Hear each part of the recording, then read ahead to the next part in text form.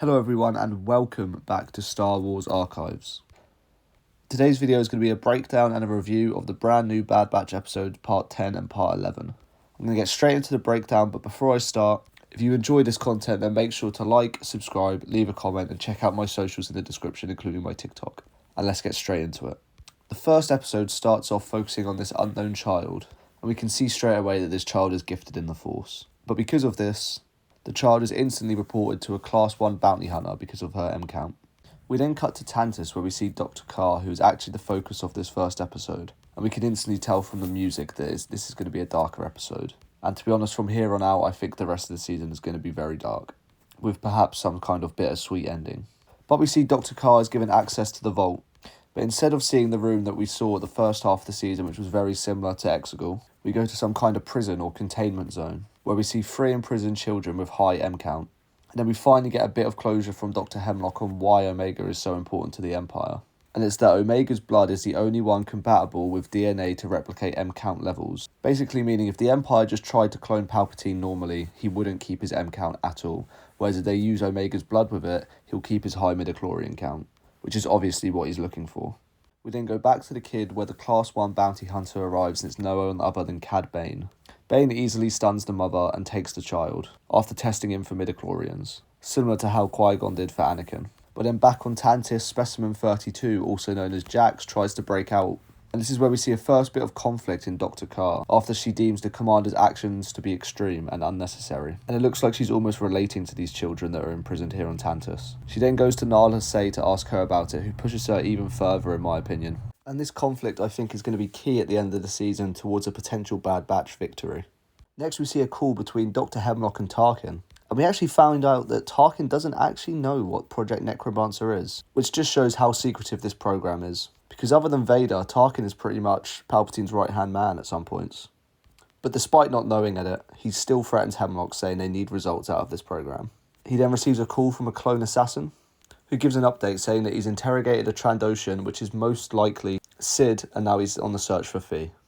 And at the end of the first episode, we see Dr. Carr with this new child, and we can definitely see her good side coming out after having concerns over the child's age. But it's funny that Cad Bane can actually completely see through this, and gives her almost some kind of warning.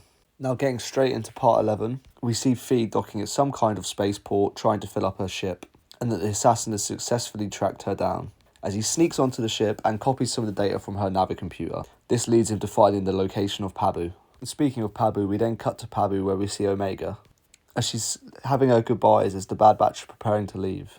Doing this, she leaves Wrecker's old doll and Tech's glasses as almost like a tribute to show that they're part of the family on Pabu. I also think this shows how much Omega's grown up since she started the show. She's able to put these behind her and move on, and she's mature enough to be able to leave them behind. And this is almost a theme throughout the rest of the episode, which we'll get to later.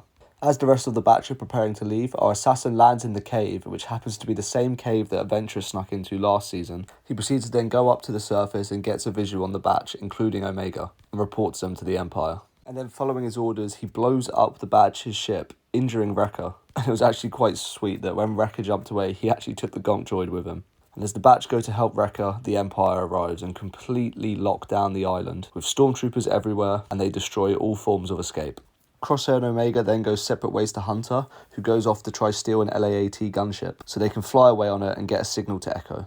But in attempting this, he actually gets shot down by the clone assassin and is stranded in the ocean. After seeing all the violence and how far the Empire will go, Omega actually plans to give herself up, leaving a tracker on her or allowing Crosshair to shoot the ship with a tracker so the violence can stop and they can finally find Mount Tantiss. And we can see once again how much Crosshair cares for Omega, but he does reluctantly agree.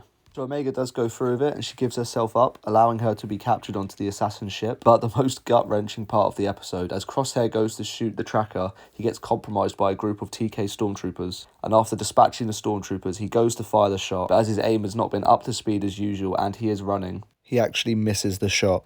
And this just shows how dark some of the parts of the rest of the season will be, in my opinion. Because after all the build-up throughout the season of Crosshair improving on his aim, you'd think when it comes down to the final moment, the clutch shot, that he'd be able to hit it, but they subvert our expectations and he misses. You can just imagine what his face looks like behind the helmet. In the final shot of the episode, we get Omega on the assassin ship, doing some of the breathing techniques that Gungi taught her, as she probably thinks that the batch are going to be able to track her.